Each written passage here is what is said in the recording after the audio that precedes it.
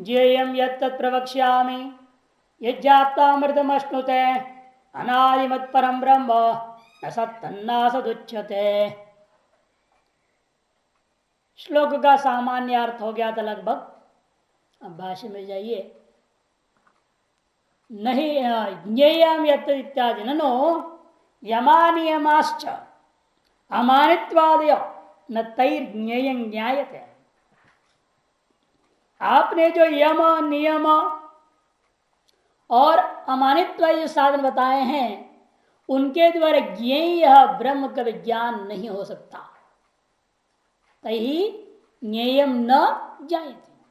यदि भी देखो केवल यह अमानित्वादि बताया गया था, यम नियम तो बोला नहीं। लेकिन भाष्यकार जो है पूर्व पक्ष के माध्यम से जोड़ के बोल रहे हैं ननो यमा नियमाश्च अमानित्वादयो न तैर्ज्ञेय ज्ञायते। इनके द्वारा ज्ञेय का ज्ञान हो नहीं सकता इन साधनों से। नहीं अमानित्वादि कसिचित वस्तु न परिच्छेदकम दृष्टा, क्योंकि अमानित्वादि किसी वस्तु का परिच्छेदक हो नहीं सकते। अमानित्वादि जो है उसमें ज्ञान साधनत्व ही नहीं है, तो ज्ञान तो कहां से आप बोल रहे हो? ज्ञान साधनत्व ज्ञान कहा ना आपने, लेकिन वास्तव में ज्ञान के साधन ही नहीं हो सकते क्योंकि वो परिच्छेदक ही नहीं है। जो परिच्छेदक है वो साधन होता हुआ देखने को मिलता है ना संसार में। कि संसार में जो भी साधन देखने को मिलता है वो वस्तु का परिच्छेदक होता है। परिच्छेदकत्वात् ज्ञानत्वं ज्ञानत्वात् परिच्छेदत्वमिति अन्योनाश्रय दोष आ जाएगा। तो सर्वत्रैव यद विषय ज्ञानम तदेव तस्य ज्ञेय से परिच्छेदकम दृश्यते। क्योंकि सर्वत्र जिस विषय ज्ञान होता है तदेव वही तस्य ज्ञेयस्य परिच्छेदकम दृश्यते, वही ज्ञान उस विषय का परिच्छेदक होता हुआ देखने को मिलता है। वस्तु परिच्छेदकत्वात् ज्ञान से, क्योंकि आप जब घटक ज्ञानम कह दिया, ज्ञान ने क्या कर दिया? घट को परिच्छिन्न कर दिया, वस्तु का परिच्छेदक हो गया ज्ञान। वस्तु से परिच्छिन्न ज्ञान है, ज्ञान से परिच्छिन्न घट है, दोनों ही। क्योंकि वे विचार दोनों तरह से मिलेगा। देखो घट ज्ञान पट ज्ञान मट ज्ञान बोलूंगा तो घट पट मट व्यभिचार हो रहा है ना।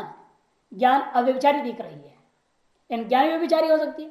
घटोस्ति घट ज्ञानम घट नास्ति, यहां पर क्या हो गया? घट तो अनुस्यूत है, अस्ति नास्ति ज्ञानम, घटो जायते घटो ये घटो वो करके अनेकों क्रियाओं को लेकर बोल सकते हो कि नहीं बोल सकते हो? वहां पर क्या होगा?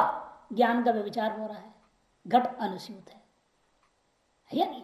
इसी से हमेशा क्या है, जो अनुस्यूत होता है वो दूसरे का परिच्छेद,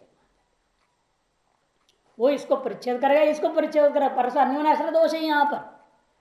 वही आनुगिक कार्य देखो, परिच्छेदकत्वात् ज्ञानत्वं ज्ञानत्वात् परिच्छेदत्वं यदि अन्योन्य आश्रयात् इति विप्रत्याह सर्वत्र इति स्वार्थस्यैव ज्ञानं परिच्छेदकम् इत्येतद् व्यतिरेक द्वारा विषयेति। उसी और व्यतिरेक बुक से विस्तार करते कहते नहीं, अन्य विषयेण ज्ञानेन अन्यदुपलभ्यते। यथा घट विषयेण ज्ञानेन अग्नि, अन्य विषय के ज्ञान के द्वारा अन्य वस्तु की उपलब्धि कभी नहीं होती। जैसे घट विषय का ज्ञान हुआ और उस ज्ञान के द्वारा क्या प्राप्त होगा? घट रूपा विषय तो प्राप्त होगा, अग्नि तो नहीं प्राप्त होगा। पर घट विषय न ज्ञाने न अग्नि यथा न उपलब्धते तथा यदि चेत, ये सब पूर्व पक्ष यहां तक। अतः मानना पड़ेगा आपको, चाहे अन्योन्याश्रय दोष हो तो भी मानना पड़ेगा। ये कहीं कहीं पर अन्योन्याश्रय दोष भी अगति गति में स्वीकार कर ले। जैसे बीज पहला है कि अंकुर पहला है, कुकुटांड न्याय, अंडा पहला है कि मुर्गी पहला, इन सब जगह अन्योन्याश्रय दोष है तो भी आपको मानना पड़ेगा। उसका कोई परिहार नहीं है, अनादि कहना पड़ जाता है और कोई रास्ता नहीं। अपरिहार्य कुछ दोष होते हैं वो दोष नहीं माने जाते तब। इसे पूर्व पक्ष कहना है यहां भी ऐसे ही है, परस्पर एक दूसरे का परिच्छेद भाव नहीं बन रहा है। इसलिए अमानित्वादि के द्वारा ज्ञान का परिच्छेद होना चाहिए और ज्ञान अमानित्वादि का परिच्छेद करना चाहिए, तभी जाकर के हम उसको साधारण भाव मान लेंगे। ऐसे भी कहते हैं तो नहीं हो सकता, तो कहते नहीं स दोष, ऐसा आप दोष नहीं दे सकते। जरूरी नहीं हमेशा परिच्छेद भाव में ही रहे ज्ञान विषयों के साथ। निमित्त नैमित्तिक भाव से भी ज्ञान का विषय संबंध बन सकता है। इसलिए कहते ज्ञान निमित्तत्वात् ज्ञान मुच्यते। यहां कार्य कारण भाव नहीं है उस प्रकार का जिस प्रकार का लेकर तुम दोष दे रहे हो। यहां पर विषय विषय भाव भी नहीं है। आपने दृष्टांत क्या दिया? विषय विषय भाव को लिया ना, घट विषय न ज्ञाने न अग्नि न उपलब्ध थे। अन्य विषय ज्ञान से अन्य चीज की उपलब्धि हो रही हो, अमानित्व आदि को लेकर के आपको ब्रह्म प्राप्त हो गया, उल्टा हो रहा है ना सारा। कहता ऐसा या दोष नहीं आएगा, क्योंकि यहां पर हम उसको विषय विषय भाव से भी नहीं ले रहे हैं, साध्य साधन भाव से भी नहीं ले रहे हैं, कार्यकारण भाव से भी नहीं ले रहे हैं इनका आपस के संबंध को। अमानित्व साधनों से ज्ञान साध्य जो बात कहा जा रहा है, बाह्य साध्य साधन भाव जिस प्रकार से लिया जाता है वैसे यहां पर नहीं है, किंतु निमित्त नैमित्तिक भाव है। ज्ञान निमित्तत्वात् ज्ञान मुच्यते इति अवोचाम, ये हम पहले भी कई बार बोल चुके हैं। वही अब यहाँ पर ज्ञानार्थत्वात्, पहले कई बार क्या शब्द प्रयोग किया भाष्यकार ने? ज्ञानार्थत्वात् ज्ञानम ऐसे कहते थे। अब वो ज्ञानार्थत्वात् को और स्पष्ट कर दिया, ज्ञान निमित्तत्वात् ज्ञानम इति ही अवोचाम, ऐसा हम पहले से कह चुके हैं। ज्ञान सहकारी कारणत्वाच्च, एक और हेतु दे रहे हैं, इसलिए भी हम इनको ज्ञान कहते हैं, ज्ञान के सहकारी कारण है। ज्ञान सहकारी कारणत्वाच्च ज्ञेयम् इति, ज्ञेयम् ज्ञातव्यम् यत् तत् प्रवक्ष्यामि प्रकर्षेण यथावत् वक्ष्यामि।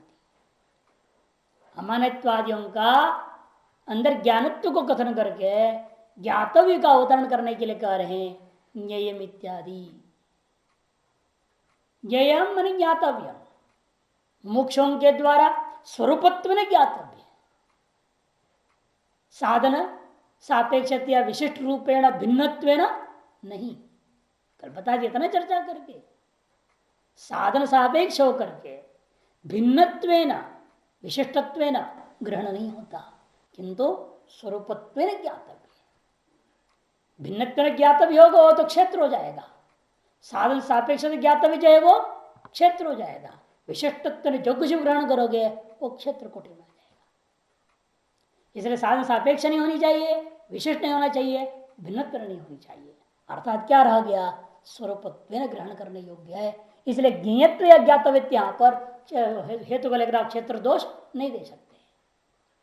यत् तत् प्रवक्ष्यामि, जो जानने योग्य मोक्षों के द्वारा स्वरूपत्व ना, वह तो तुमको कथन करूंगा।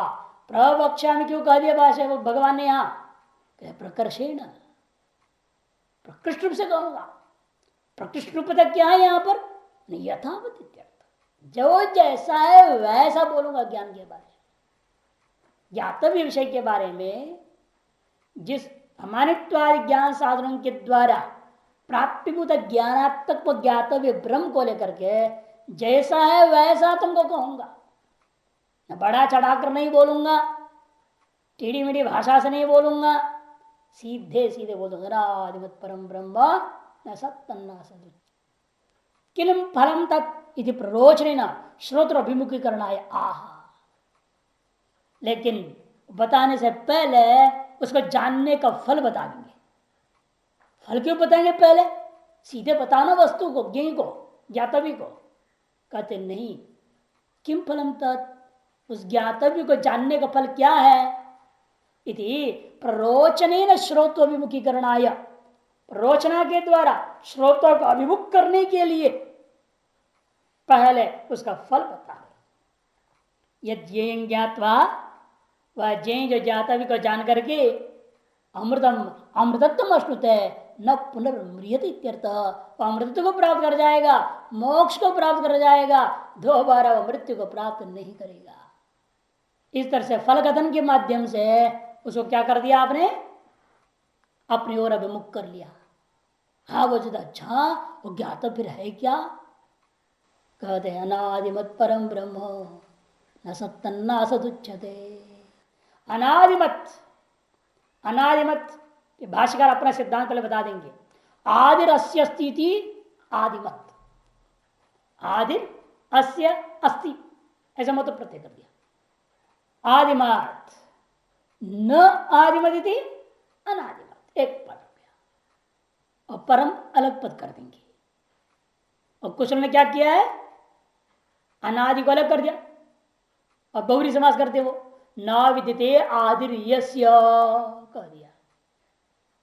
न विदिते आदिर यस्य, बात अर्थ तो वही है।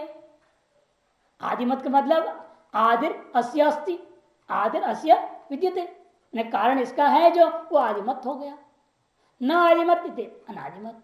पहले आपने मतु प्रत्यय करके फिर आपने क्या किया, न तत्पुरुष समास कर दिया। इतनी लफड़ा क्यों करना, सीधे बहुरी समास से काम चलेगा ना। आप तद्धित कर रहे पहले, मतु प्रत्यय कहां आता है, तद्धित प्रकरण में। पहले तद्धित प्रकरण का तो आपने तद्धित प्रत्यय करोगे, फिर आप करोगे नए समास। दो काम कर रहे, गौरव हो गया कि नहीं हो गया। और हम सीधे सीधे न विदिते आदिर यस्य बहुरी समास करने लागू हो जाएगा। और बहुरी समास करके फिर मतुप नहीं कर सकते आप, क्योंकि निषेध किया कार्यकाल में ना, व्याकरण कार्यकाल में क्या कहा, शैषिक से शैषिक प्रत्यय नहीं हो सकता है ना। इसी प्रकार से बहुरी समास के विषय में मतुप प्रत्यय नहीं हो सकता। इसे हम अनादि शब्द से बहुरी समास कर दूं, न विदे आदि अस्ति अनादि बना लो, फिर उसे मतुप प्रत्यय करो, वो व्यर्थ हो जाएगा। कि बहुरी का अर्थ और मतुप के अर्थ में कोई अंतर नहीं है। इसलिए हम क्या करेंगे, पूर्व पक्ष कहता है हम पहले बहुरी समास करके अनादि शब्द अलग बना देंगे, फिर मत परम को अलग बना देंगे। रामानुज ऐसे ही किए हैं। रामानुज भाष्य में अनादि अलग पद मान लिया, मत परम अलग पद ले लिया, ऐसे दो पद माना। और कुछ लोग तो अनादि मत परम एक ही पद मानते पूरा। और सब बातों को देखिए, देखो पहले उस पूरा करो भाष्य को। किम तब, क्या है वो अनादि मत, मैंने परम कह दिया। परम माने निरतिशय, वो निरतिशय है। वो ऐसा निरतिशय तो क्या चीज है, ब्रह्म ज्ञेयमिति प्रकृत। ब्रह्म वही ज्ञेय है, वही यहाँ क्षेत्रज्ञ नाम से प्रकृत भी है। इसलिए भाषा जान की सब प्रकृति प्रकृतम के लोग शंका करते हैं ना, क्षेत्र क्षेत्र के जो आपने प्रकरण आरंभ किया, कहीं ब्रह्म का प्रकरण तो है ही नहीं, और यहाँ कहां से ब्रह्म शब्द टपका दिया। मैंने श्लोक अर्थ करते वक्त ही कह दिया था। और श्लोक क्या प्रमाण दिया, ब्रह्म या प्रकृत है, सो क्या प्रमाण है, क्षेत्रज्ञ माम विद्धि, ये श्लोक प्रमाण। जो क्षेत्रज्ञ है वही ब्रह्म है। इसे क्षेत्रज्ञ प्रकृत है का मतलब क्या हुआ, ब्रह्म प्रकृत है। अत्र के चित्त, एक भाष्य में अपूर्व पक्ष उठाएंगे, उससे पहले हम भाषा दृष्टि प्रकार का तीन अलग अलग जो विकल्प उन्होंने दिया ना, भाष्यकार एक ही विकल्प को चर्चा करेंगे, एक ही विकल्प को लेके चर्चा करेंगे। हम यहाँ और सब दिखा देंगे। देखो पहले एक तो वही है जो भाष्यकार बता रहे हैं, अहम वासुदेव वाक्या पराशक्तिर यस्य तत् मत परम इत्यर्थ इति तन्न। अहम माने वासुदेवाख्या पराशक्तिर यस्य इति मत परम शब्द बना दिया। अस्मद को, अस्मद का प्रथम अहम में ले लिया, अहम परा इति यस्य इति मत परम बनेगा। ये अस्मद सु परा सु बनेगा ना समास में। अहम वासुदेवाख्या पराशक्तिर यस्य बहुरी समास।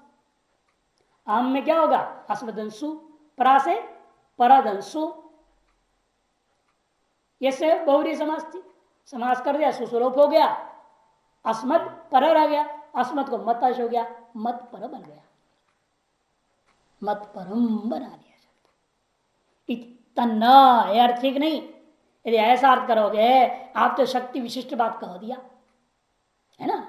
वासुदेव का पराशक्ति यस्य कह दिया ना आपने, शक्ति है जिसका, मैंने शक्ति से विशिष्ट वस्तु को बोल दिया।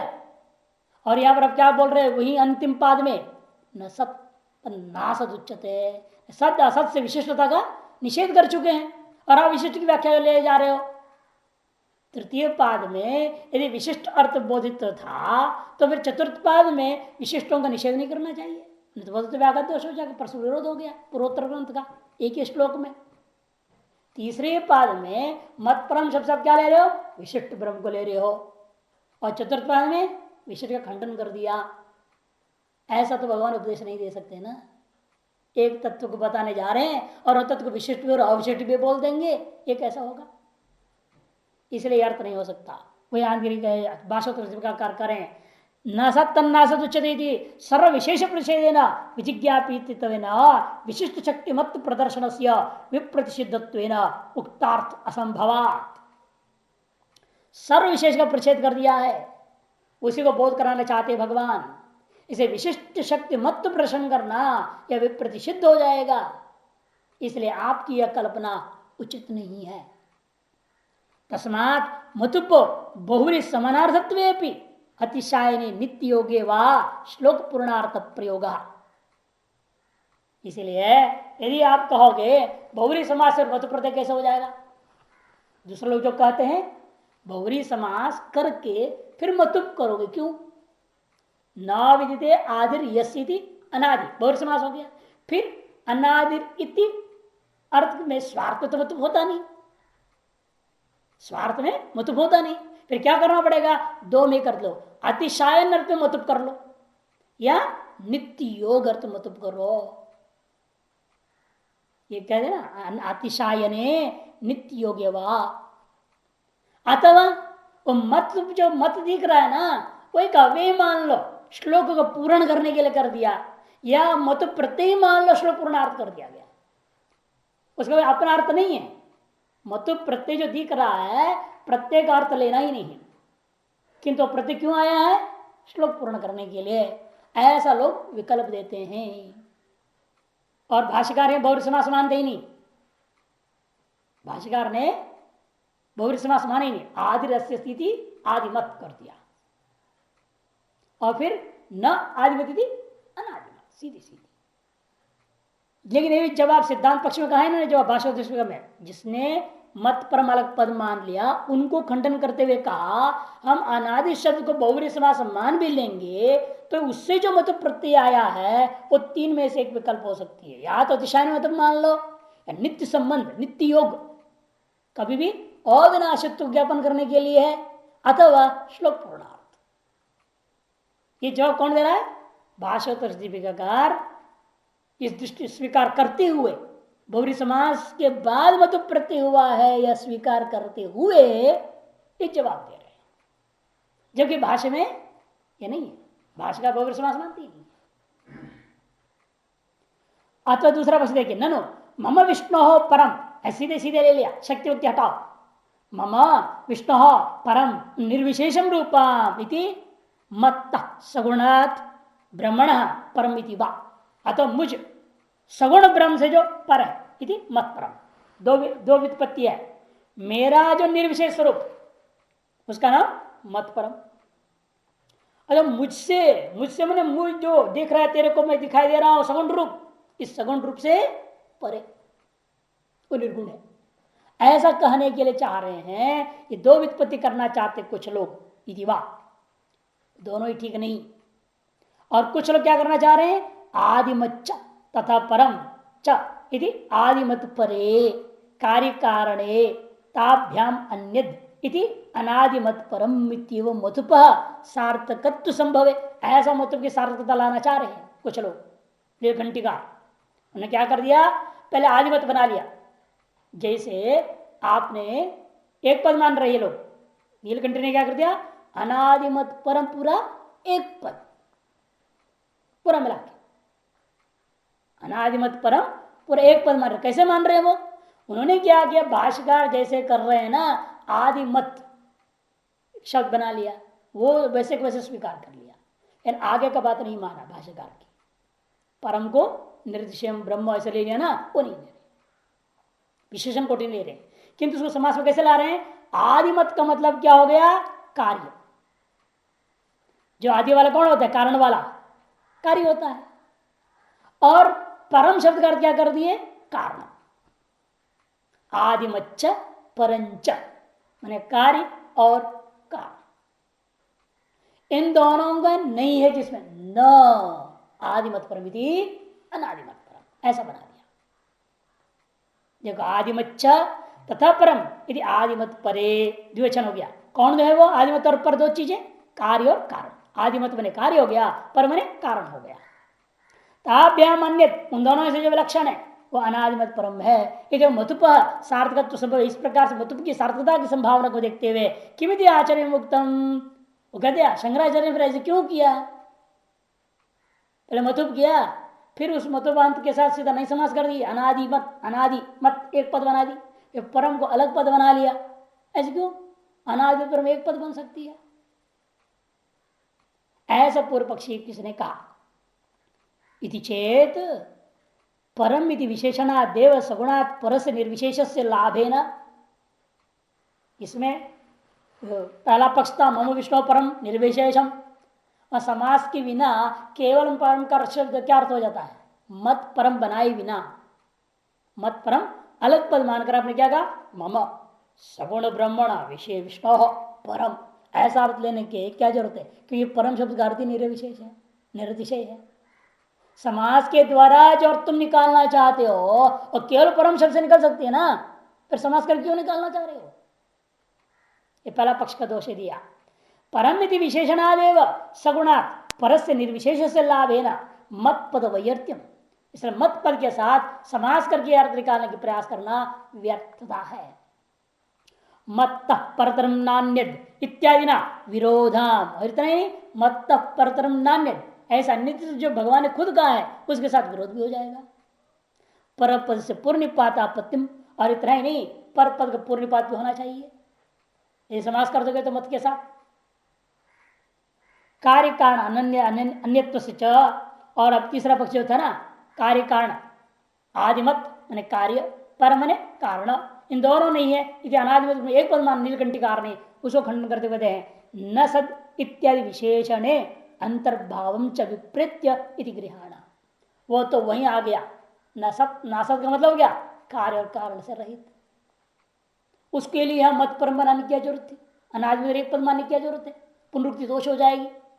जो अनादिमत परम में भी ये कार्य कारण भाव को निषेध करना है, आपने ये कहा आदिमत मैंने कार्य, परम मैंने कारण, ये दोनों नहीं है, कार्य कारण भाव निषेध करना ही इष्टि है। अनामत मत परम इस एक पद के द्वारा फिर आगे नसत नासत दुच्छेद के द्वारा क्या करना चाह रहे हैं आप, व्यर्थ हो जाएगा। वहां भी कार्य कारण भाव का निषेध कर रहे हैं, दो बार के कार्य कारण भाव का निषेध करूं पुनरुक्ति दोष हो जाएगी, इसलिए दूसरा पक्ष भी ठीक नहीं। अनादिर माया तद तो मायावच्छिन्नाद अनादि अज्ञान हो तो जीवा परम, ऐसा भी कुछ व्याख्या कर रहे हैं। देखो अनादि कहने से माया को ले लिया, अनादि कौन है, माया, तद्वान कौन हो गया, मायावच्छिन्न ईश्वर, अनादि अज्ञान वाला, वो भी समष्टि व्यष्टि अभेद करता हुआ जीव ले लिया, जीवात परम निर्मायम इत्यर्थः, अज्ञान कर जीवत्व उपाधि रहितम च इत्येवं आदि यत्किंचित कल्पनम अस्मादि भी क्रियमाण अपि हेयम, ये सारी कल्पनाएं हेय, बिल्कुल गलत। परम इति विशेषण नहीं उक्तार्थ से लाभे न, जब परम ए विशेषण देने से ही उक्तार्थ का लाभ जब हो जाता है, मत पद से वैर्थ्यात, मत पद की वर्त दोष पूर्व स्थिर रह जाएगा। इसलिए ये जो अनेक विकल्प लोग अलग अलग लोग बना रहे हैं, नीलकंठी बनाया है, श्रीधर बना रहे हैं, रामानुज भाष्यकार ने बनाया आगे, वो कोई भी कर रहे हैं वो सारे गलत है। वो इष्ट होता तो भाष्यकार स्वयं बता देते, लेकिन भाष्यकार देखने में गौरव काम कर रहे हैं, लेकिन अर्थकृत लाघव है। व्याकरण दृष्टिया भला तुम गौरव कह लो, लेकिन अर्थ मुख्य है, शब्द मुख्य नहीं है। शब्द होता है अर्थबोध कराने के लिए, शब्द के स्वरूप लेके क्या करोगे। यदि शब्द आप लाखों रूप से सिद्ध कर लो, लेकिन अभिष्टार्थ से उत्पन्न न हो तो फिर व्यर्थ है ना वो शब्द। आप जो अर्थ निकालना चाह रहे हैं वह अर्थ जो शब्द से न निकले, ऐसे समास आदि की कल्पना करके क्या फायदा। इसे भले व्याकरण की प्रक्रिया से गौरव हो, किंतु अर्थ में लाघव यदि निकलता है और अभिष्टार्थ सिद्धि हो जाती है प्रकरणानुसार, कोई विरोध नहीं होता, व्यर्थता नहीं होती, कोई दोष नहीं आता, फिर ऐसा गौरव व्याकरण प्रक्रिया भी लाघवी है। क्योंकि सर्वसामान्य नियम है, कई बार सुना चुका हूं, फल मुख गौरवस्य अदोषत्वा, और कोई भी शब्दावली है इसका फल क्या है, अर्थ ज्ञान। आप शब्द प्रयोग क्यों कर रहे हैं, अगले को अर्थ ज्ञान कराने के लिए कर रहे हैं ना, उलझाने के लिए कर रहे हैं क्या?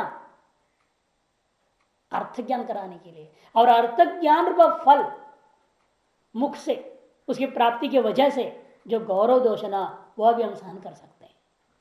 फल मुख गौरवस्य इसलिए अदोषत्व। उस दृष्टिकोण से आप भाष्यकार व्याख्या कर रहे हैं। देखिए भाष्य को, अत्र के चित, कुछ लोग यह कहना है अनादिमत प्रति पदम छिंदंती, अनादिमत परम का पच्छेद कैसे करते हैं वो? अनादि अलग बना देते हैं और मत परम अलग पच्छेद कर देते हैं।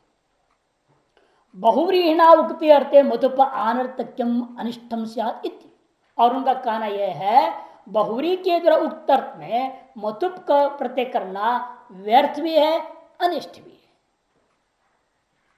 अर्थ विशेषण दर्शयंती, और वो अपनी कल्पित एक अर्थ विशेष को दिखाना चाह रहे हैं। क्या अर्थ विशेष दिखा रहे हैं? वो भाष्य में बोल रहा हूं, क्या दिखा रहे अर्थ विशेषण?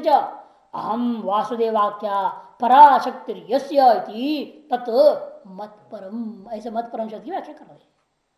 अनादि को अलग कर दिया, न विद्यादिर यस्य बहुर समास कर दिया, उससे मतुप करना व्यर्थ कह करके उस मत को परम के साथ जोड़ दिया और मत परम एक पदमान करके उसकी व्याख्या ऐसे कर दिए, अहम वासुदेवाख्या पराशक्तिर यसी मत परम शब्द बना दिया।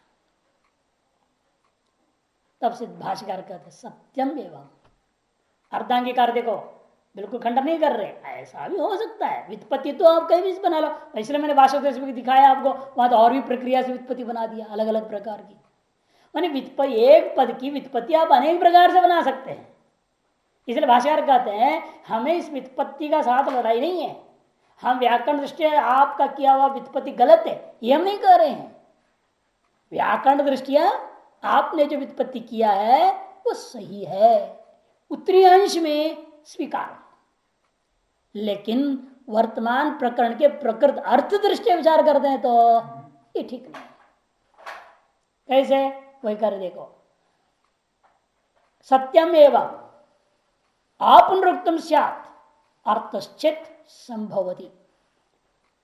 ठीक है, आपके अनुसार पुनरुक्ति दोष नहीं होएगा, व्यर्थ नहीं होएगा, अनिष्ट नहीं होएगा इत्यादि आपने जो कहा वो सब कुछ ठीक है, लेकिन जो अर्थ आप निकाल रहे हो अहम वासुदेव का पराशक्ति से बहुरी समास करके इत्यादि करके, वह अर्थ यदि इस प्रकरणानुसार यहां संभव हो तब ना, अर्थश्चित संभवति एवं अपुनरुक्तम स्यात्, न तो अर्थ संभवती। लेकिन आप जो अर्थ निकाल रहे हो वह यह निर्गुण प्रकरण में संभव नहीं है, क्योंकि आपने सगुण प्रकरण बना दिया इसको। शक्ति रस्य बोल करके विशिष्टता में ले गए ना, विशिष्ट में बता दिया का मतलब क्या, वो सगुण हो गया और हमें निर्गुण प्रकरण है यहां पे। इसलिए कहते हैं न तो अर्थ संभव ब्रह्मण सर्व विशेष प्रतिषेध नहीं विजिज्ञापि सत्त्वात्, क्योंकि जिस ब्रह्म को यहाँ ज्ञेय रूपेण ज्ञातव्य रूपेण कहा जा रहा है वह सर्व विशेष प्रतिषेध के द्वारा बोध कराना चाह रहे भगवान। ये आपको कैसे पता चला निर्गुण प्रकरण है? सर्व विशेष का प्रतिषेध करके ही उस ज्ञातव्य को बोध कराना चाह रहे ब्रह्म को, या आपको कैसे मालूम हुआ? कहते वाक्य शेष में क्या है, न सत्तन्ना सदुच्चतो इति। या क्या कर रहे हैं, सर्वविशेष प्रतिषेध नहीं हो रहा है क्या? न सत तन्ना सत का मतलब या सद और असत निषेध मतलब सर्व विशेष का निषेध, कार्य कारण सब का निषेध कर दिया। जब सर्व विशेष का निषेध करना ही अभिष्ट है भगवान को, और वही उन्हें अंतिम पाद इस वाक्य शेष में जब कहा है उसके अनुसार हमें बीच के पदों को घटाना पड़ेगा ना, कि विशिष्ट घटा लेंगे हम उल्टा सीधा, ऐसे कैसे हो सकता है? प्रकरण का विरोध हो जाएगा। विशिष्ट शक्ति मत प्रदर्शनाम विशेष प्रतिषेध विप्रसिद्ध, क्योंकि तीसरे पाद में विशिष्ट शक्ति मत्व को दिखा करके चौथे पाद में विशेष का प्रतिषेध कर देना विप्रतिषेध हो जाएगा, विरोध हो जाएगा, पूर्वोत्तर ग्रंथ विरोध दोष आ जाएगा। पहले जिसको तुम कह रहे हो उसी को बाद में तुम काट दोगे, वो तो व्याघात दोष भी इसी को कहते। अपने ही जो प्रतिज्ञा को स्वयं काट दिया आपने, और एक ही प्रकरण में नहीं हो सकता ऐसी बात। हाँ, अन्य प्रकरण में कहा हुआ को अन्यत्र उठाकर खंडन कर लो, बात अलग चीज। एक ही श्लोक में आप जो है प्रतिज्ञा क्या किया, ज्ञेय प्रवक्ष्यामि, और उपसंहार क्या कर रहे हैं, न सत्तर सदुच्यते है कि नहीं। निर्विशेष की ओर समापन कर उपसंहार कर रहे हो, और बीच में कहां से विशिष्ट को घुसा दूंगा, यहां विरोध हो जाएगा। तस्मात् मतुपो बहुरीणा समानार्थत्वे अपि प्रयोग श्लोक पूर्णार्थ। इसलिए मतुप जो है बहुरी के द्वारा बताए गए अर्थ के समानार्थ वाला होने के बावजूद भी जो प्रयोग हुई है उसको श्लोक को पूर्ण करने के लिए मान लो भले, या तो मैंने जो समास होता वो मान लो, वो हमने बहुरी माना ही नहीं। पहले आदिमत बना लिया मैंने, फिर न आदिमति थी अनादिमत बना दिया, या तो वैसे बना लो। यदि कहते नहीं जी मैं अनादि शब्द को बहुरी समास बनाता हूं, फिर उससे मतुप करना व्यर्थ है कहते हो, तो हम कहते फिर मतुप श्लोक पूर्णार्थ मान लो, झंझट खत्म। लेकिन है यह मतुप प्रत्यय, मत परमार्थ नहीं निकल सकता कि मत परम ले लोगे तो विशिष्ट हो जाएगा, विशिष्ट अर्थ तो हम नहीं ले सकते हैं। अतएव मत प्रत्यय मतुप प्रत्यय मानना ही पड़ेगा, यहां पर असमत नहीं है। यदि मत परम करेंगे तो असमत का आदेश मानना पड़ेगा, और अनादिमत में मत जोड़ दूंगा तो मतुप मानना पड़ेगा, और मतुप मानना ही उचित है। यहाँ भले उस मतुप का अर्थ नहीं लेना चाहते हो, हमें कोई आपत्ति नहीं है, आप बहुरी समास का अर्थ ले लीजिए, तो समान अर्थ में मतुप आ नहीं सकता यदि कहते हो। लेकिन हम श्रुति में कर दिया है, छांदस है सब, श्लोक पूर्ण करने के लिए समान अर्थ में प्रत्यय कर दिया गया है, मान लीजिए। ये भी एक समाधान भाष्यकार दे। अमृतत्व फलम ज्ञेयम मया उच्यते प्ररोचनेन अभिमुखीकृत्य आह न सत्यध्येयम उच्यते नाप्य सत्य उच्यते। क्योंकि कारण यह है, हम इसको निर्गुण प्रकरण मानने का पीछे विचार करके देखिए ना, शुरू क्या था, फल क्या था, अंत क्या है, वो सारे को देखने से मालूम होता है आपको निर्गुण परक ही घटाना पड़ेगा अनादिमत परम शब्द को। अतएव अनादिमत एक पद मानो, परम अलग पद मानने ही में उचित बनता है, अर्थ घटता है। अमृत फलम, अमृत फल को बताया है ना दूसरे पाद में, ज्ञेयम मया उच्यते प्ररोचन, अमृत फल को बता करके उस ज्ञेय को मेरे द्वारा कहा जा रहा है जो उसका फल अमृतत्व है, ऐसे प्ररोचना करके अब सुनने वाले को अपनी ओर अभिमुख कर लिया भगवान ने, और अंत में क्या कर दिया, न सत्यम, वह ज्ञेय सत्य नहीं है ऐसे कहा, और वह ज्ञेय असत्य भी नहीं है ऐसे कह दिया है। इसे मानना पड़ेगा आपको, समानार्थ वाला मान भी ले रहे हैं आप, समानार्थ भले ही व्याकरण दृष्टिया नहीं हो सकती है, ठीक है, हम उसको मतलब का अर्थ मानेंगे ही नहीं, श्लोक पूर्ण के लिए किया गया माना जाएगा। इसलिए लाघव तो हमारा पक्ष है, अर्थानुसारेण यहाँ बहुरी समास न मानना ही लाघव है। यदि हट करते हो हम बहुरी समास करेंगे, क्योंकि दो काम करने के अपेक्षा तद्धित वृत्ति अपनाओगे, समास वृत्ति अपनाओगे, दो दो वृत्ति अपनाना पड़ेगा ना। भाष्यकार के मत के अनुसार क्या हो जाएगा, पहले आदिरस्य स्थिति आदिमत तद्धित वृत्ति अपनाया, और फिर न आदिमत थी अनादिमत आपने नहीं तो समास वृत्ति भी ले लिया। पंचवृत्तियां होती ना, कृत तद्धित समास एक शेष सनाद्यंतवा धातव पंचवृत्तयः, जितने अधिक वृत्तियों का इस्तेमाल करो एक शब्द के निर्माण उतना ही गौरव होता है, और मैं इसलिए केवल एक बहुरी समास से कर दे रहा हूं, ऐसे पूर्व पक्ष यदि कहता है कोई बात नहीं, आप व्याकरण दृष्टिया ही लाघव देखना चाह रहे हो तो कोई आपत्ति नहीं हमें, तब हम मतुब को क्या मानेंगे, श्लोक पूर्णार्थ मानेंगे, अर्थ नहीं उसका मान लेंगे। और यद्यपि फलमुख गौरव से अदोषत्वाद के आधार पर व्याकरण को भी मानना पड़ता है, जहां बहुरी समास करने से यदि किसी प्रकार के अर्थ में कठिनाई होती है, प्रकृतार्थ का विरोध होने की संभावना बनती है, तो ऐसी स्थिति में गौरव जो व्युत्पत्ति करना भी लाघवी है, वह भी अदोषाय भवती। मुख्य पक्ष तो वही है, फलमुख गौरव से अदोषत्वाद, इसलिए भाष्यकार ने अपनी उत्पत्ति वह बता दी। फिर बाद गौण पक्ष है, समानार्थक बहुरी सब जो भूत प्रत्यय आए वो श्लोकार्थ मान लेना, ये गौण पक्ष है। तो पूर्व पक्ष कहता है ठीक है महाराज, ये व्युत्पत्ति के बारे में आपने बोल दिया हम मान लिए, लेकिन महता परिकर बंधेन कंठ रवेण उद्घुष्य जयम प्रवक्ष्यामि अननुरूप मुक्तम। जिस आधार पर आप इसको निर्गुण प्रकरण सिद्ध कर रहे हैं ना, उस आधार को उखाड़ना चाहता है पूर्व पक्ष। मूल आधार क्या था आपका? न सत नासद उच्चते, उसको कहता खंडन कर रहा पूर्व पक्ष। भगवान ने तो उल्टा बोल दिया, कहा कि मैं उस ज्ञ के बारे में तुमको कहूंगा, बहुत प्रयास महता परिकरेण, परिकर बंधेन, महान आयास से विशिष्ट होकर के अपनी कंठ रवेण बड़ा जोर से उच्चारण करता हुआ उद्घोषणा किया भगवान ने कि ज्ञेयं तत्तेतत् प्रवक्ष्यामि। ऐसे कह करके अननुरूपम मुक्तम, स्व प्रतिज्ञा के विरुद्ध कथन कर दिया है ना। वक्ष्यामि कह रहे हैं और नसत नासद उच्चते कह दिया। वक्ष्यामि कहा करके ऐसे लग रहा है ब्रह्म किसी शब्द को वाच्य है, वाच्यवाचक भाव से तुम कहोगे ऐसा लग रहा है। और यहां क्या कर दिया? जितने वाच्यवाचक भाव था सबको खंडन कर दिया, नसत नासद कह दिया। ये तो लगता है अनुरूप जवाब है। जवाब क्या है? वास्तव में जवाब तो है नहीं, प्रश्न तो है नहीं। यहाँ ये कहना पड़ेगा स्व प्रतिज्ञा के विरोध। प्रवक्ष्यामि कहना और नसत कह देना विरोध हो गया। प्रतिज्ञा विरोध रूपा एक शास्त्रार्थ में क्या होता है? प्रतिज्ञा विरोध एक निग्रह स्थान है। ऐसे ही कोई बोलता है तो वो शास्त्रार्थ में हार गया, ऐसे माना जाता है। भगवान ने भी ऐसे अनुरूप जवाब कथन कर दिया है, मैं स्व प्रत्यय के विरुद्ध में बोल दिया है। यदि ऐसा कहते तो कहते न, तुरंत वही रोक दिया भाष्यकार ने, ऐसे मत कहो, अनुरूपम में उत्तम। भगवान ने अनुरूप ही कहा है, खत्म। ऐसे कैसे हो सकता है? अनुरूप है कहते हैं।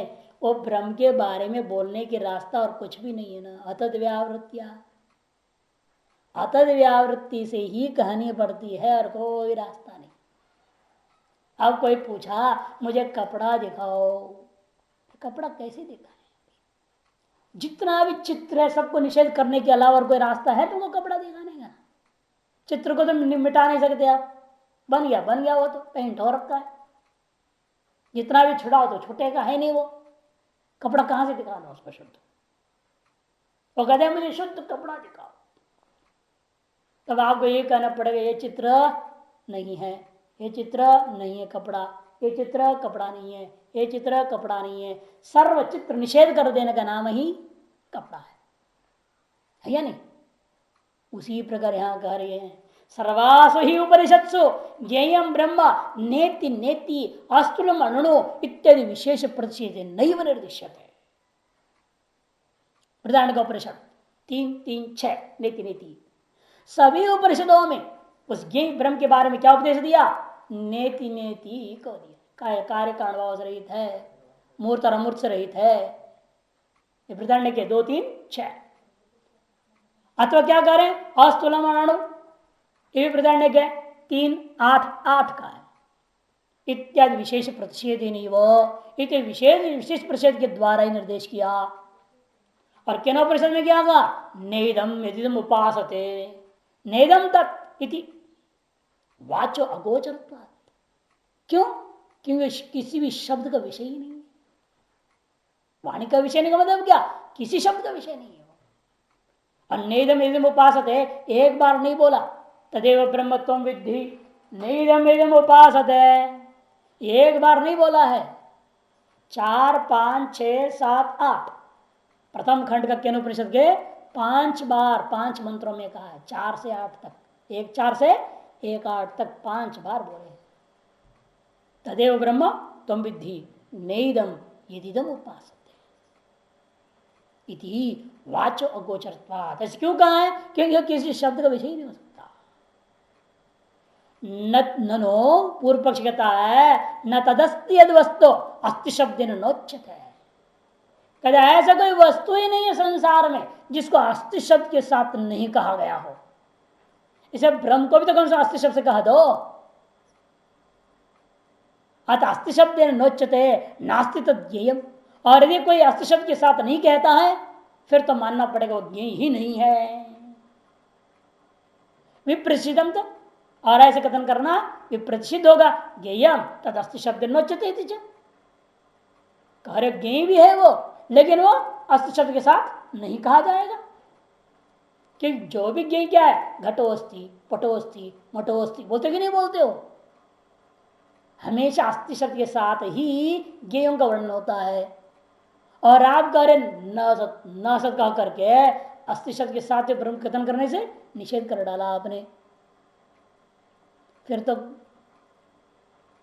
प्रतिषेध बात कह रहे, ज्ञेय है भी वो और अस्ति बुद्धि भी नहीं है, इसे गड़बड़ हो गया।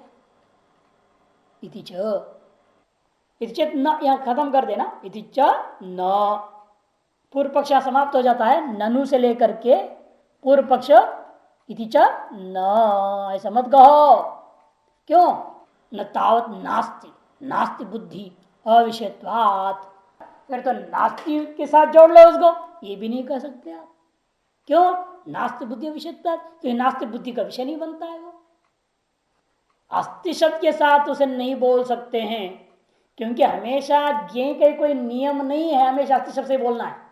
कि घटो अस्ति बोलते हो तो ठीक है, लेकिन घटो नास्ति भी तो बोलते हो, ज्ञेय को नास्ति के साथ नहीं कहा गया, फिर नियम कहा रह गया अस्ति के साथ ही बोलना चाहिए हमेशा, ज्ञेय को नास्ति के साथ ही बोला जा सकता। यानी ब्रह्म का अलग विलक्षण ज्ञेय है जो इसको अस्ति के साथ कह सकते हो ना नास्ति के साथ। इस सिद्धांत जो कहता है तावत नास्ति, तावत न कह करके तावत नास्ति। क्यों? नास्ति बुद्धि अविषयत्वात्, और नास्ति बुद्धि का भी वो विषय नहीं है। तब पूर्व पक्ष नो सर्वा बुद्धियो अस्ति ना अस्ति बुद्धि अनुगता एव, जितनी भी ज्ञान होती है वो अस्थि के साथ अस्थि ज्ञान में अस्थि बुद्धि को अनुगत होकर के होता है, क्योंकि नास्ति में भी अस्थि छिपा हुआ है ना, नास्ति में भी अस्थि अनुगत है, अस्थि के बिना नास्ति कैसे बोलोगे आप। इसीलिए सर्वा बुद्धि, नास्ति बुद्धि भी अस्थि ना अस्थि बुद्धि अनुगत ही है। नास्ति बुद्धि में भी अस्थि बुद्धि छिपी हुई है, इसीलिए सारी बुद्धियों में अस्थि तो है ही, अस्थि के बिना कोई बुद्धि नहीं हो सकती। एवं सती ज्ञेयम अपि अस्थि बुद्धि अनुगत प्रत्यय विषयम वा स्यात्, नास्ति बुद्धि अनुगत प्रत्यय विषयम वा स्यात्।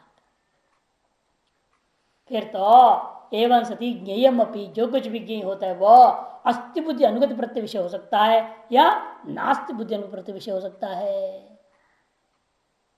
इसलिए हमेशा लोक व्यवहार में क्या देख रहे हैं आप, या तो ज्ञेय अस्थि बुद्धि का विषय बनेगा या नास्ति बुद्धि का विषय। घटो अस्थि में घट क्या हो गया, अस्थि बुद्धि विषय हो गया, घटो नास्ति में नास्ति बुद्धि विषय हो गया, दो में एक ही हो सकता है।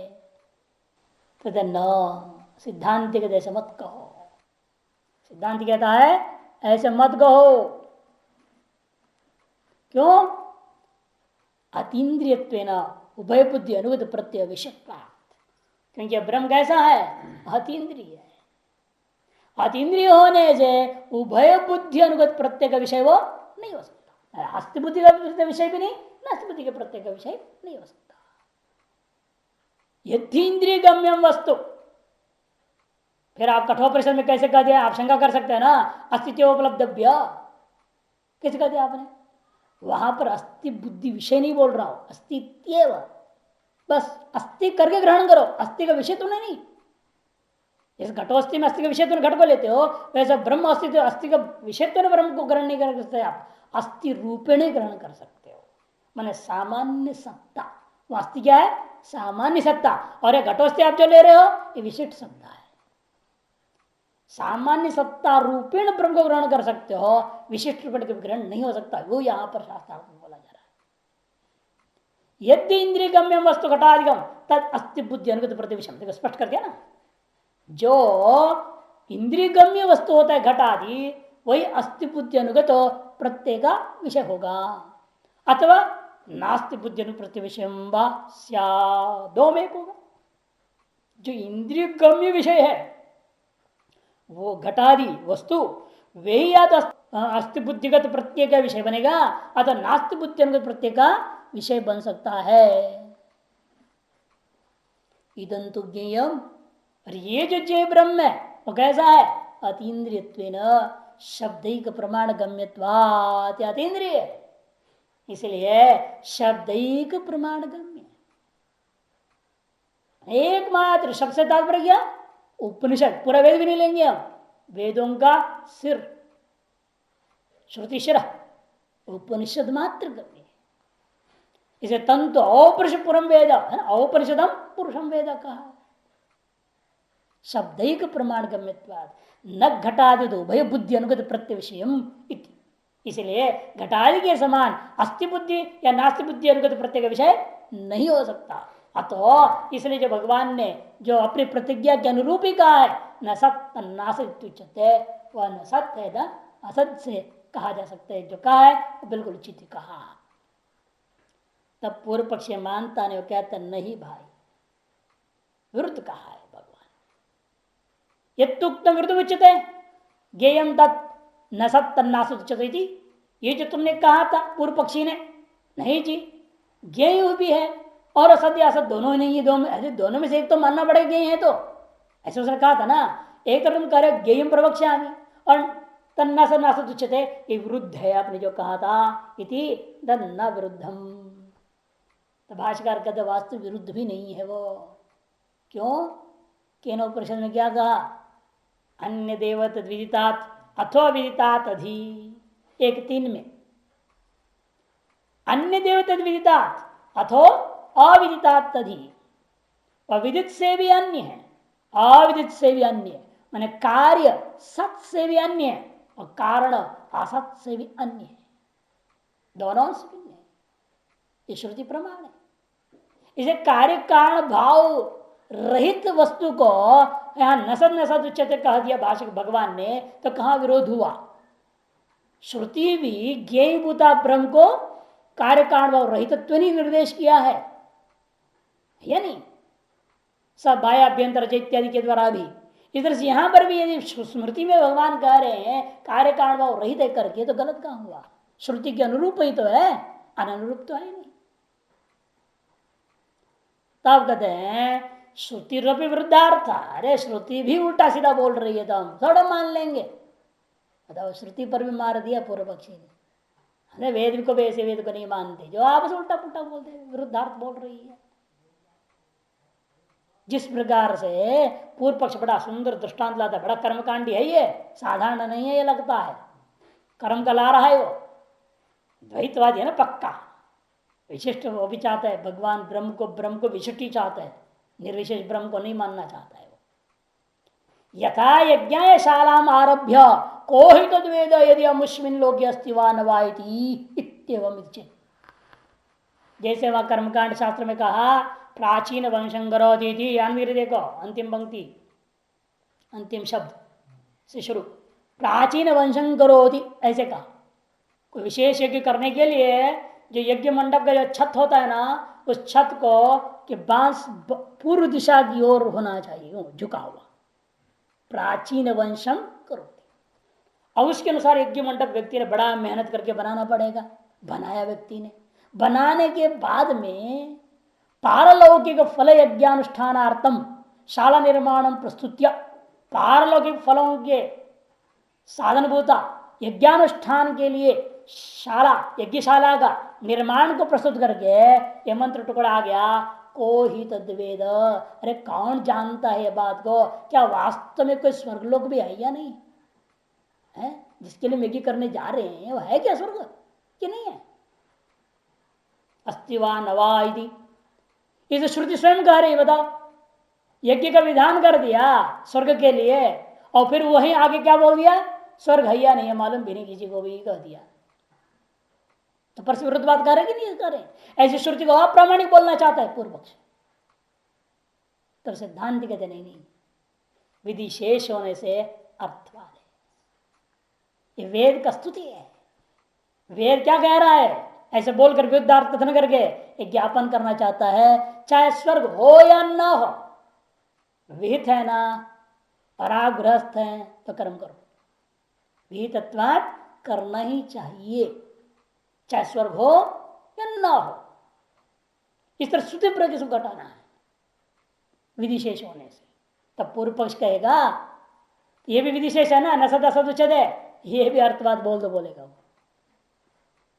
ये शास्त्र चलेगा। देखिए यदि चेत न विदित अविदिताभ्याम अन्यत्र श्रुते अवश्य विज्ञेयार्थ प्रतिपादन वर्तता। यहां बोले अर्थात इत्यादि कुछ बोल लो, लेकिन उस श्रुति जो केनोपनिषद का है ना, विदित अविदित से अन्यत्व ने जो श्रुति करी है वो अवश्य विज्ञेय अर्थ का प्रतिपादन करके मानना पड़ेगा। विज्ञेय ब्रह्म का प्रतिपादन नहीं मानना पड़ेगा। वहां तो अर्थात तो कुछ भी नहीं घटा सकते, आगे पीछे से कोई शब्दावली नहीं है, प्रवक्षा में ऐसा कुछ भी नहीं है वहां पर। वहां तो गुरु शिष्य का संवाद है। के नेशितम प्रेषितम मन से शुरू करके प्रश्न पूछा शिष्य, उत्कृष्ट शिष्य ने, उसको गुरु ने सीधे निर्गुण ब्रह्म को उपदेश दे रहा है। वहां तो कोई ऐसा संशय ही नहीं है यहाँ जैसे तुम कर रहे विरुद्धार्थता आदि। इसे उस मंत्र का आधार पर आप यहां भी घटा सकते हैं। अतः वह मंत्र जिस प्रकार से अवश्य विज्ञानार्थ का प्रतिपादन परक है, वैसे यह श्लोक भी अवश्य विज्ञान प्रतिपादन परक के मानो। फिर यदि अमुष्मिन इत्यादि तो विधिशेष अर्थवाद। और ये जो मंत्र में आया था, ये मंत्र कहाँ का है? तैत्तिरीय संहिता 6:1:1 का था। यद्यमुष को ही तद्वेद यद्यमुष्मिन लोके अस्तिवा नवा इति। तैत्तिरीय संहिता 6:1, उसी मंत्र का टुकड़ा फिर आगे भाषकर ले रहे हैं। यद्यमुष्मिन इत्यादि जो वाक्य था, ये क्या है? ये विधिशेष भूतार्थवाद है। तब पूर्व पक्षी कहेगा फिर यहां भी विधिशेष मान लो और अर्थवाद मान लो। खतनिया विधि कहाँ है? पहले वो विधि है क्या? पहले वहां तो था विधि, प्राचीन शालां करोति प्राचीन वंशं करोति, विधि था, है ना। वहां तो विधि था, उसका शेष अर्थवाद मान लिया। यहाँ कहाँ विधि है? ब्रह्म करोति है कोई इस चीज, तो इसका शेष मान के अर्थवाद मान लो। ऐसा हो नहीं हो सकता। इतना ही नहीं, उपपत्तेश्च एक और हेतु देंगे भगवान भाष्यकार, एक और कारण उपपत्ति भी हमारे पास, जिसे अर्थ हो रहा है ये निर्गुण ब्रह्म का प्रकरण है, विशिष्ट ब्रह्म का नहीं, सगुण का नहीं है।